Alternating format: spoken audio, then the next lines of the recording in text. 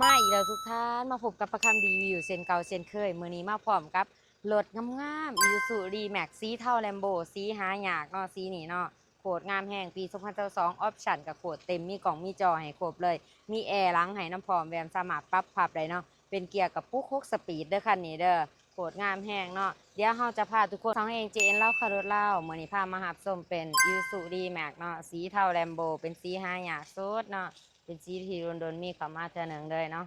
นี่หูตาแจ่งๆแจ่มๆใสๆแบบนี้เป็นตา LED เด้อออปชั่นโคตรเต็มเนาะมีกล่องมีจอให้ครบเลยคันนี้เป็นปีที่สองเด้อลายแม็กก็เป็นลายกำปูงามๆแบบนี้เลยเนาะกระดิกกระเจยางสกวตมีให้ครบเบิดทุกอย่างเด้อราคาคันนี้ก็เพียงแต่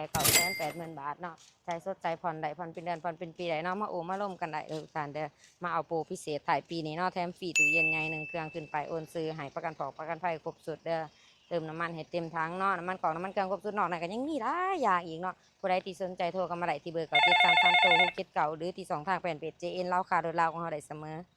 ไปได้พาเขามาเบิ่งข้างในนำกันเลยข้างในงามๆเนาะหุ่มหอบอนางสีดำบอใหญ่ๆนางไหลเต็มแผ่นหลังเลยเนาะนี่ออปชั่นทั้งขางกับโคตรงามโคตรดีเลยหอนังให้เรียบร้อยเบิดเลยเนาะนี่เนาะแฟนสามารถปรับพับได้อีกสะดวกสบายเลยไปเบิ่งข้างหลังตืม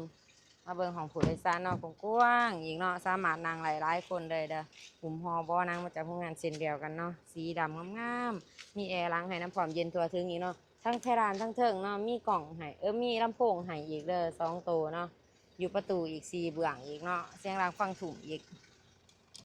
พวงมาลัยจะเป็นพวงมาลัยมัลติฟังก์ชันเนาะมีหน้าปอกหน้าปัดให้งามๆแจ้งๆแบบนี้เลยเด้อสำหรับหน้าจอของเราจะเป็นหน้าจอสัมผัสเนาะหน้าจอ Android บ่แม่นหน้าจอ Android เนาะก็คือกันกับหน้าจอ Android หน้าจอนี่มันมาจากตัวรถมันเองเลยเนาะโคตรงามแฮงสามารถสัมผัสได้กดปุ่มควบคุมข้างลดเสียงลดเสียงได้สะดวกสบายกดอยู่นี่ได้เบิดเลยเนาะเป็นเกียร์กับปุ๊ก6สปีดเด้อค่ะนี่เนาะงามๆเลยแล้วก็ระบบแอร์ของมันมักเย็นแห้งเย็นคอยสามารถเปิดปิดได้สะดวกสบายตามขีดตามระดับนี่เลยนี่เนาะมันเย็นแห้งก็บ่อยมันลงอันนี้จะเป็นการปรับอุณหภูมิสะดวกสบายแห้ง2 ออก2 แอร์มีให้ ทั้ง2 เบื้องเนาะทั้งแก่กับมีเนาะเพื่อความเย็นทั่วถึงเนาะนี่คักแห้งได้ทุกคนเด้อเม็ดอาร์ของเฮามันอยู่ครบทุกจุดทุกเม็ดเด้อทั้ง4 ข้างประตูเลยเนาะโจ๊กๆงามๆแบบนี้เดิมๆมาเบิ่งเบื้องหลังกับบานำกันเลยอันนี้จะเป็นกล่องถอยเด้อตัวนี้เนาะเป็นกล่องถอยออปชั่นตัวแซดออปชั่นเต็มเด้อขาบันดอกบันไดมันก็โจ๊กๆงามๆแบบนี้เลยใครมาเบิ่งมีแนวถุนแห้งอีกเนาะเพื่อบ่ให้เฮานักเวลาเฮาไขลงอันนี้มันจะจองดึงไว้ นี่เนาะตัวนี้จะจองดึงไว้เพื่อบ่ให้เฮานัก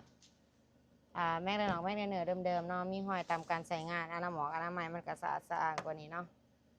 ว่าหนอกว่าน็อตของเฮาทั้ง2 ข้างอยู่ครบทุกจุดทุกเม็ดเด้อ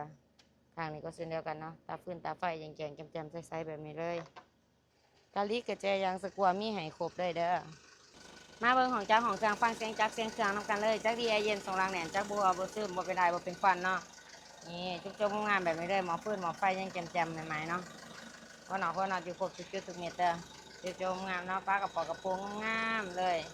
ผู้ใดไหลไปบ่อยผิดหวังเลยเนาะคันนี้โคตรงามแฮงฝากไว้เต็มเลยทุกท่านเด้อก็รถคันนี้น้องอีซูซูดีแม็กเป็นปี2022เนาะสีเทาแดมโบสีหายากเนาะจุกๆงามแบบนี้หายากแล้วก็ออปชั่นโคตรเต็มเนาะมีกล่องมีจอให้ครบเบิดทุกอย่างเด้อหูตาแจ่งๆแจ่มๆใสๆแบบนี้เนาะตาเป็นตา LED อีกเนาะโคตรงามแฮงเลยเด้อคันนี้เนาะสวมหนากะทิก็รอเลย และราคาของมันก็เพียงแต่980,000 บาทเท่านั้นมาโอ้มาลมกันได้ใจสดใจผ่อนใดผ่อนเป็นเดือนผ่อนเป็นปีใดผ่อนใดถูกสกุลเงินเนาะเฮาขึ้นไปโอนซื้อให้เด้อแล้วก็มีแถมประกันภัยให้น้ำพร้อมอีกแถมตู้เย็นใหญ่เนาะแถมหม้อหุงข้าวหรือว่าหม้อแดงแล้วก็มีเบียร์เย็นๆจากทางห้านเสือจากทางห้านเบียร์น้ำมันกอกน้ำมันเครื่องให้ครบสุดเบิดเลยเด้อแล้วก็มีอีกหลากหลายอย่างเนาะโทรมาโอ้มาลมกันได้ที่เบอร์9733 โทร679เอารถมาแลกมาเปลี่ยนมาเทิร์นได้เบิดทุกอย่างเด้อหรือติดต่อมาที่ช่องทางแฟนเพจ JN เล่าข่าวรถเล่าของเฮาก็ได้เท่านั้นคิดถึงรถคิดถึงเฮา